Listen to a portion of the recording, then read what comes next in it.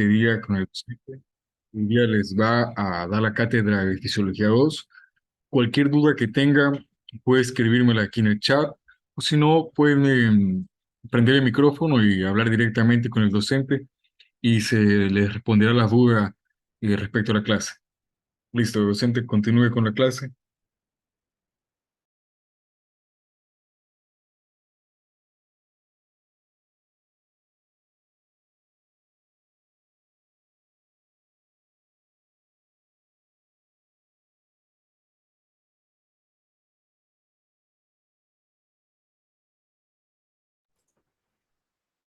Buenas tardes con todos, chicos. Vamos a continuar la segunda parte, lo que es ventilación, lo que corresponde al aparato respiratorio en Fisiología 2. Ya vimos que la clase anterior, lo que se mencionó en la clase anterior fue que cómo se acondiciona, se adecua el aire para que llegue a las partes de las vías respiratorias bajas, lleguen hasta los alvéolos para que sean óptimos, para que haya un correcto intercambio gaseoso entre el oxígeno y el dióxido de carbono. Entonces ahorita ya mencionamos como la parte funcional, defensiva, la adecuación. Ahora hay que ya hablar netamente son presiones y cómo funciona este mecanismo por medio de presiones y la cantidad de aire que entra, la cantidad de aire que sale, entre otras.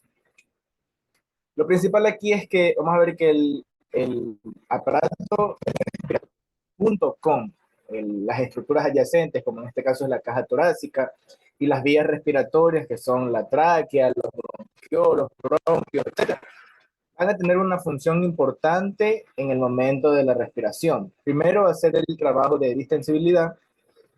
¿A qué se refiere este?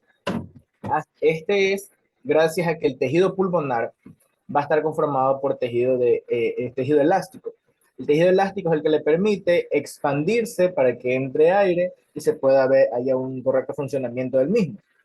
Ahora, en este no solo hay tejido elástico, sino también hay colágeno, que son fibras que permiten darle una resistencia al mismo órgano. ¿En qué forma?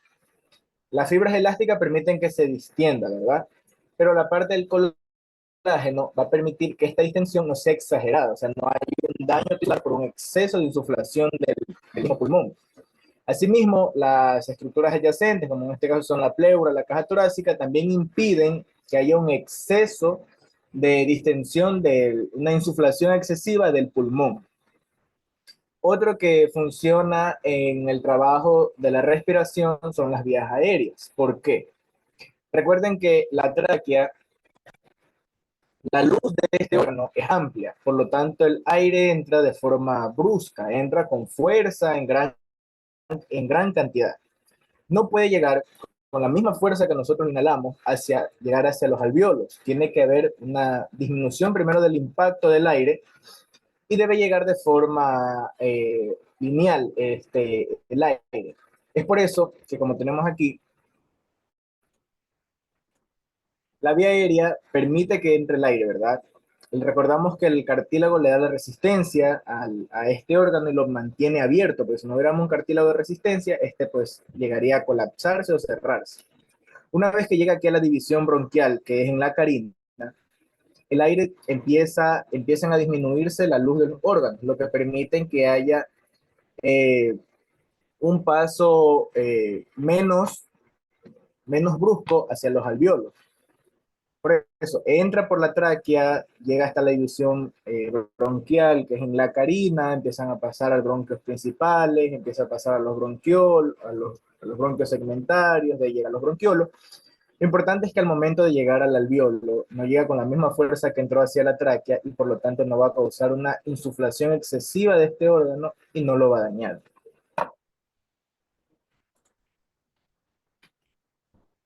Ahora, entrando propiamente a lo que es fisiología, recuerden que les mencionaba que la fisiología trabaja con presiones, no solo presiones, sino que también trabaja con la ley de que todo va a pasar de un lugar de mayor concentración a un lugar de menor concentración.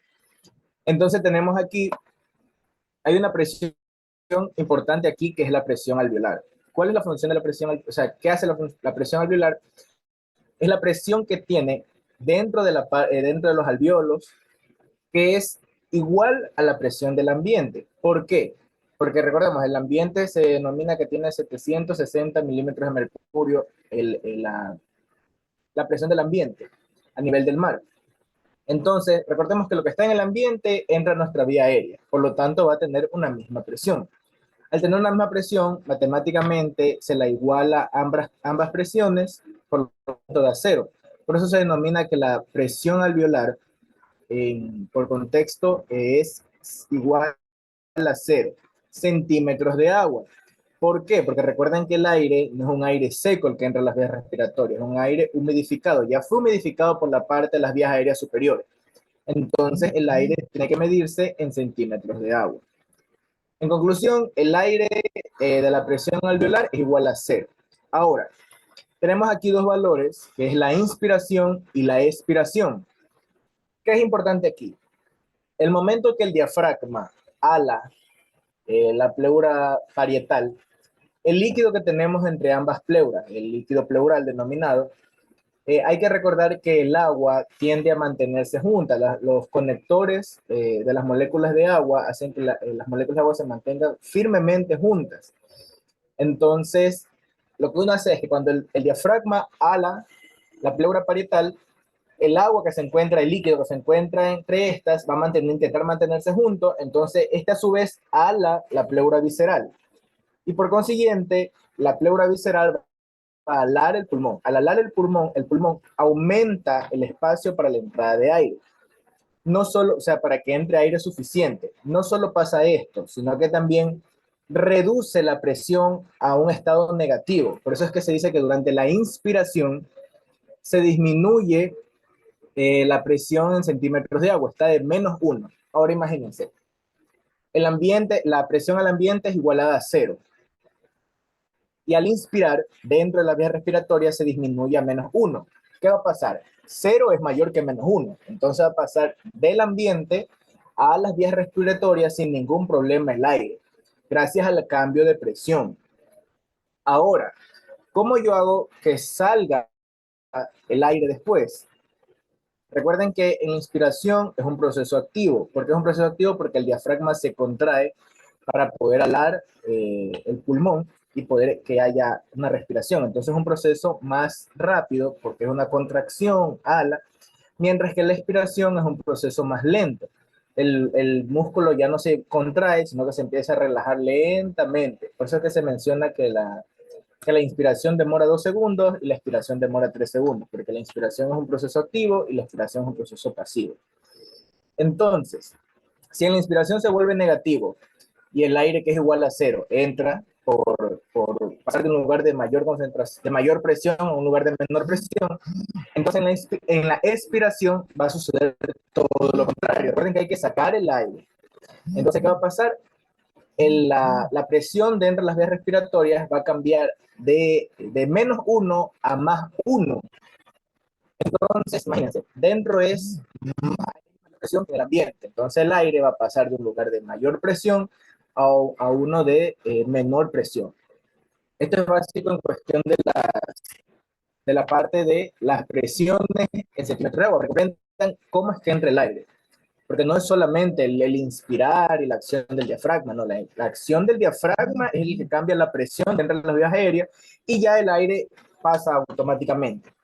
Porque les recuerdo que la respiración es un proceso consciente e inconsciente. En algún momento te das cuenta que estás respirando y como que empiezas a respirar de forma consciente, pero de ahí este proceso es totalmente, el resto del tiempo es totalmente inconsciente. Entonces, tiene que suceder de alguna forma.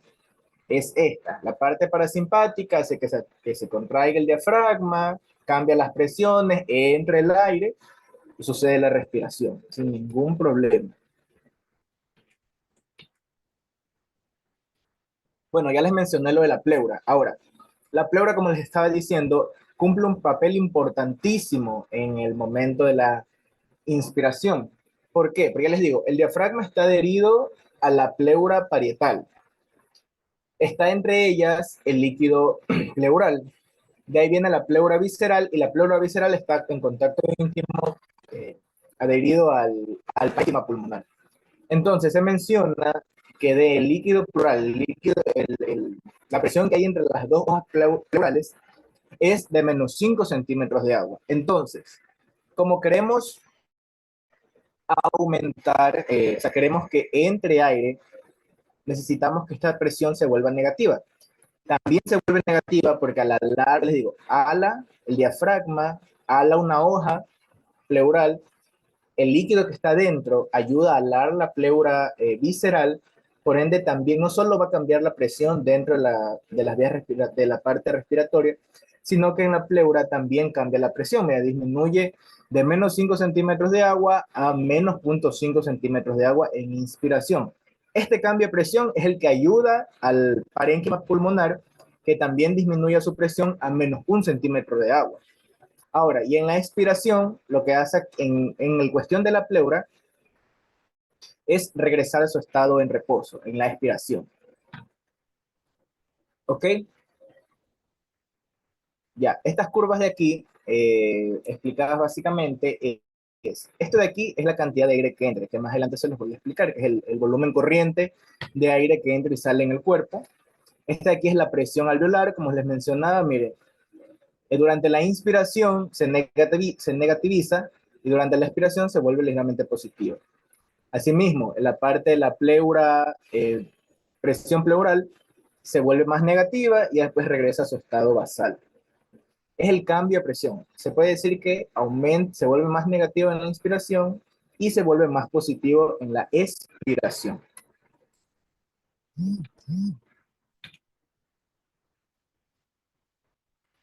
Ya, no sé si tienen alguna pregunta sobre las presiones.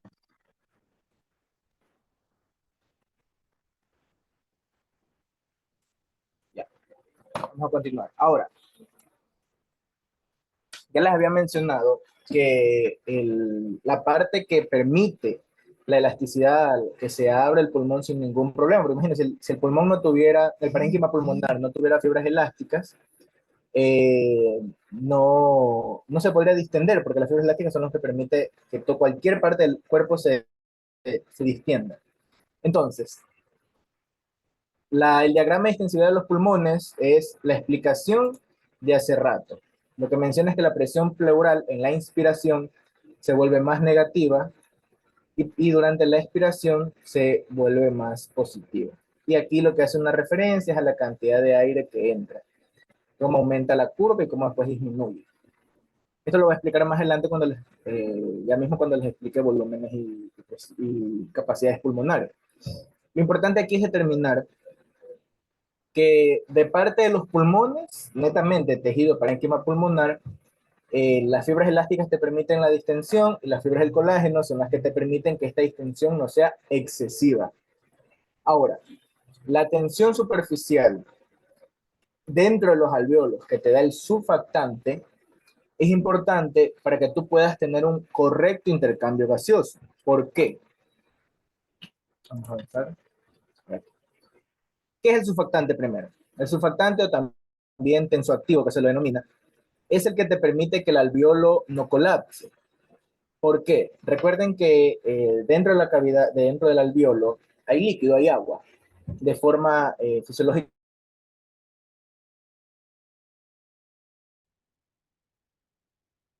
El agua va a intentar unir las dos.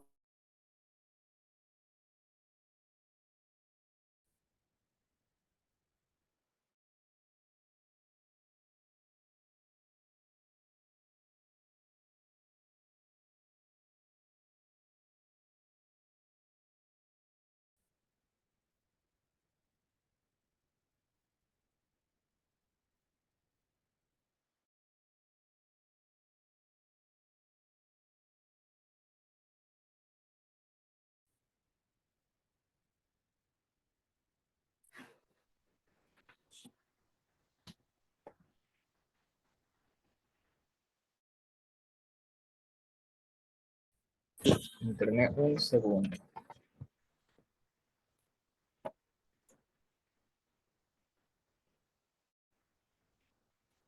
Ahora, ya. Se me fue el internet un momento. Ya. Ahora, Ya, como os digo, las moléculas de agua van a intentar unirse entre ellas, y al intentar unirse entre ellas van a alar las paredes del alveolo y por ende van a hacer que se colapse. ¿Quién permite que esto no suceda? El surfactante. Este hace que las moléculas de agua no se intenten unir entre sí. ¿Quién forma el surfactante? Recordemos que el revestimiento del alveolo va a estar dado por dos células importantes. La primera es el neumocito tipo 1. La función del neumocito tipo 1, ya lo veremos en la próxima clase, es el intercambio gaseoso. Y el neumocito tipo 2 es el que segrega o forma el surfactante, que no solo es su única función. La función del neumocito tipo 2 también es el reemplazar cuando se daña un neumocito tipo 1, este hace una diferenciación y se cambia a neumocito tipo 1. El 2 pasa a ser 1 y también segrega el surfactante, que es importante. ¿Qué sucede cuando no hay surfactante? Pues el alveolo se colapsa. Otra situación importante en el momento del colapso alveolar de tener en cuenta es el radio del alveolo. Si el alveolo tiene un tamaño adecuado, este no se va a colapsar. Pero si el alveolo es muy pequeño, bueno, imagínense, pongamos un ejemplo. Estamos en una habitación, qué sé yo, de 2 metros cuadrados, hay varias personas alrededor. Si nosotros estiramos el brazo, vamos a estar en contacto con la otra persona. Eso es lo que pasa con el alveolo de un radio disminuido. Al estar muy cerca las moléculas de agua, van a vencer al surfactante y van a unirse, colapsando el alveolo. Pero si el alveolo tiene un tamaño adecuado, las moléculas de agua no van a estar tan juntas y el surfactante va a poder funcionar sin ningún problema. Es por eso que el radio del alveolo si es menor, aumenta la presión o aumenta en este caso la tensión superficial del mismo. Pero si el radio del alveolo es normal o ligeramente aumentado, la presión que hay en el alveolo va a disminuir. Otra situación que ocurre es cuando hay una obstrucción, ya sea un tapón mucoso o alguna infección que te obstruye el alveolo, al no pasar aire, el alveolo no se va a insuflar nunca. Entonces, al no estar insuflado, lo que va a pasar es que se va a colapsar automáticamente, porque no está siendo usado, se colapsa. Es por eso importante el tener en cuenta esta situación, ya que en los niños al menos, el surfactante se empieza a formar recién como a la semana 26 y el pulmón termina de estar maduro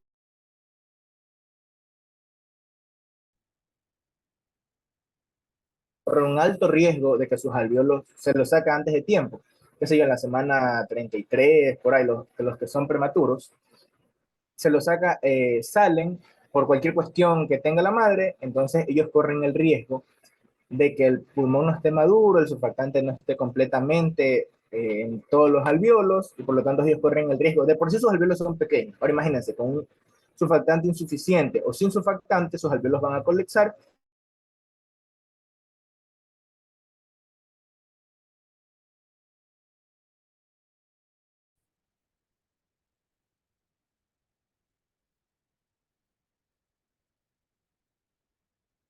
La opción del neumocito tipo 2, que es el que lo segrega.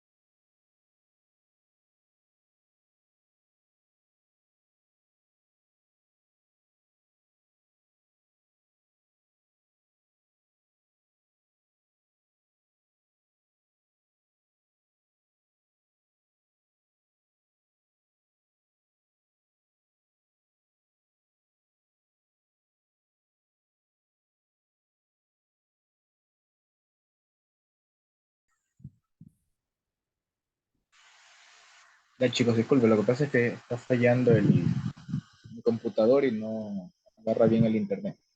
Creo que Ya, es la diapositiva 16. ya.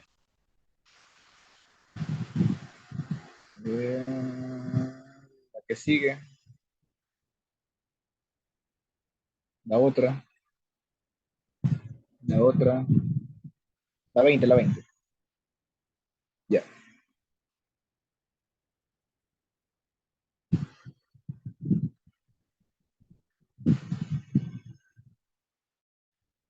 ya.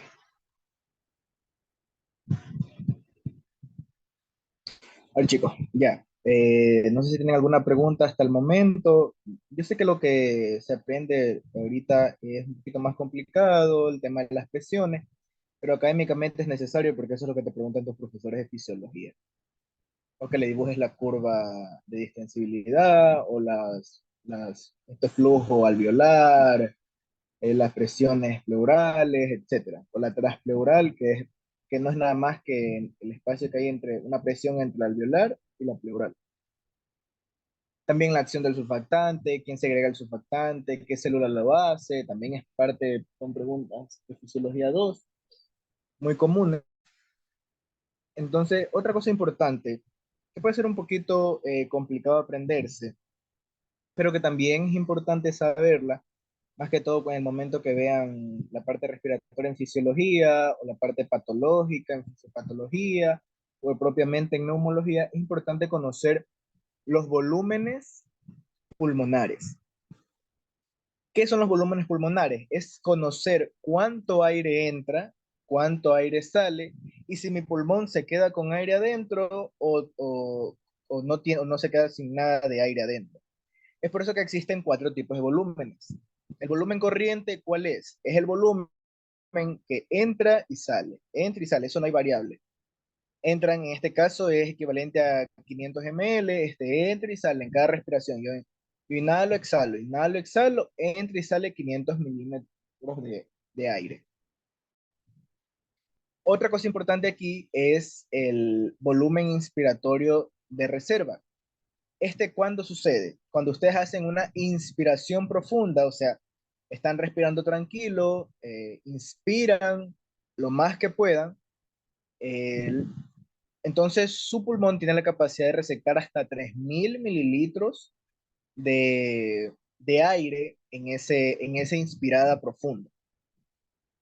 De ahí sigue otro volumen que es el volumen expiratorio de reserva, volumen de reserva expiratorio también se lo conoce, que es equivalente a 1.100. O sea, usted está en una respiración tranquila, entra y sale 500 mililitros de aire y se les pide que realicen una expiración forzada, entonces va a salir 1.100 mililitros de aire. Eso es en cuestión de inspiración forzada, de expiración forzada y una respiración tranquila. Ahora, yo les mencionaba en la imagen anterior que había una bolita que obstruía el alveolo y que si no entraba ni salía aire, el alveolo se colapsaba. Lo mismo sucede aquí. No puede quedar el pulmón sin aire, porque en el momento que el pulmón se queda sin aire, se colapsa, automáticamente se colapsa. Entonces, en el pulmón siempre va a quedar una pequeña cantidad de aire, que es equivalente a 1.200 mililitros, que es el volumen residual. Ese es el aire que siempre queda en sus pulmones, es el aire que aparece en los primeros llantos, porque recuerden que el neonato, el llanto es el que permite insuflar los pulmones, porque intrauterinamente respiran a través del cordón umbilical, ya en el exterior deben hacerlo por sus pulmones. Ya se forman en el llanto, cuando el niño inspira, llora, inspira, se va quedando en los pulmones, porque necesita que quede aire en el pulmón para que se expanda y no se colapse. Esto es importantísimo, ¿ya? Entonces, ese es el volumen residual, el aire que queda dentro de los pulmones. Dale la siguiente diapositiva, por favor. Ahora, no, retrocede, retrocede, retrocede, retrocede. No, retrocede. Nada más. Necesitamos los volúmenes, ya avanzamos. Ya. Ahora, ¿qué son las capacidades pulmonares? Las capacidades pulmonares no es nada más que la suma entre dos volúmenes. tenemos asimismo cuatro. Bueno, tenemos tres y la que es total, que es la capacidad pulmonar. La primera es la capacidad inspiratoria, que se suma todo el aire que entra. En este caso, ¿cuál es todo el aire que entra? Recordemos que el volumen de reserva inspiratoria era 3000 y el volumen corriente 500. Simplemente se suma uno y otro. Capacidad inspiratoria, que aquí se ve la que dice 6, toma en cuenta el volumen corriente y el volumen de reserva inspiratoria, que es BRI. ¿Cuánto es su total? 3500. De ahí tenemos la capacidad residual, que es 2300. Esta es la suma de el volumen de reserva expiratoria y el volumen residual, que básicamente era 1100 y 1200. La suma de esto de aquí da 2300. La capacidad vital va a tomar en cuenta ya más volúmenes. En este caso tenemos aquí, si ves en la capacidad vital, toma en cuenta el volumen de reserva expiratoria, el volumen de reserva inspiratoria y el volumen corriente. O sea, toma en cuenta todos excepto el residual, nada más. Y pues la capacidad pulmonar total es de 6 litros, se lo denomina, o 6000 mililitros. ¿Qué es importante conocer aquí? Toda esta suma te permite saber que al pulmón entra y sale en el lapso de un minuto 6 litros de aire. Entran 6 litros de aire al lapso de un minuto, sale al lapso de un minuto 6 litros de aire. Es por eso que normalmente se cuenta la frecuencia respiratoria a lo largo de un minuto. Eso es la cantidad total que entra y sale de tu cuerpo. O sea, después de un minuto tú vas a tener absolutamente otro tipo, una diferente cantidad de aire. De ahí siempre se van jugando. 6 litros es el que van entrando y saliendo, entre 500 mililitros o que tú hagas una inspiración forzada. Todo eso depende de cómo sea tu respiración. Pero en conclusión, el aire cambia totalmente el cuerpo cambia totalmente del aire que ha entrado y salido. A lo largo de un minuto hay un intercambio de 6 litros. Ese es su total. ¿Cuánto va a haber en un minuto? 6 litros. Ahí se han intercambiado aproximadamente 6 litros de aire. Ahora, algo importante con el volumen corriente, dale siguiente diapositiva.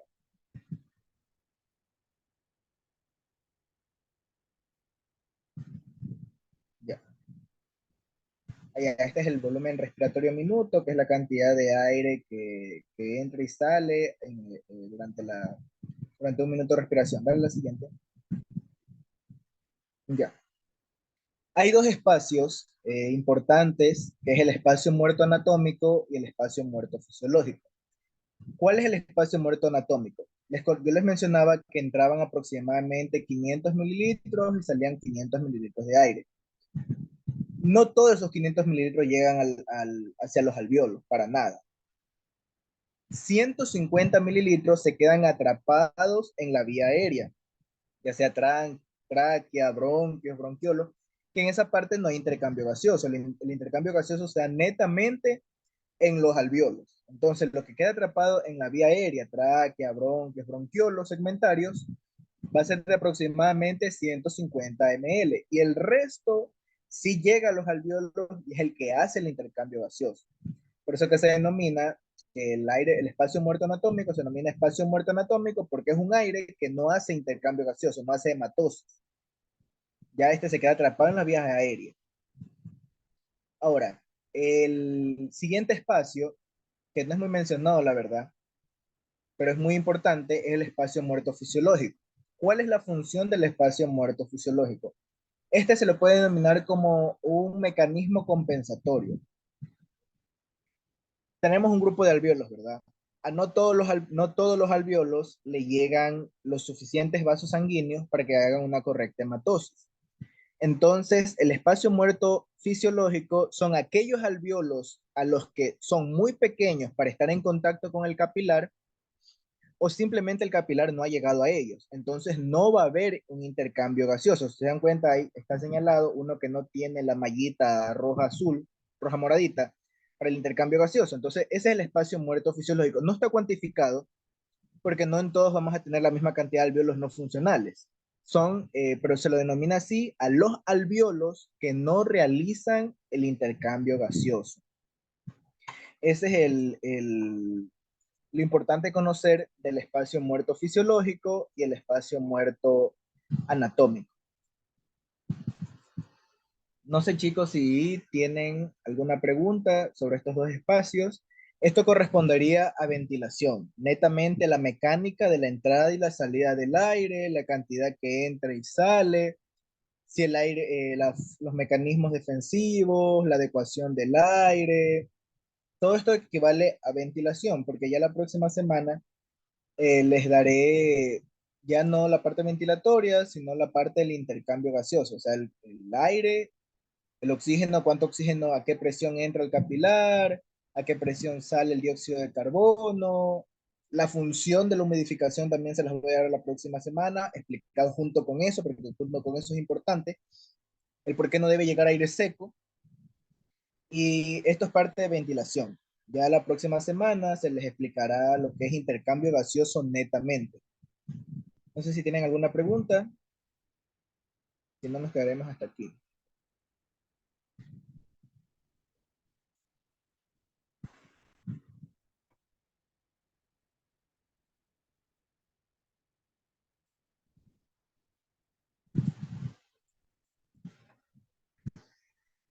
Bueno, chicos, entonces nos vemos la próxima semana. Gracias a los asistentes y espero que pasen un bonito fin de semana. Gracias bien.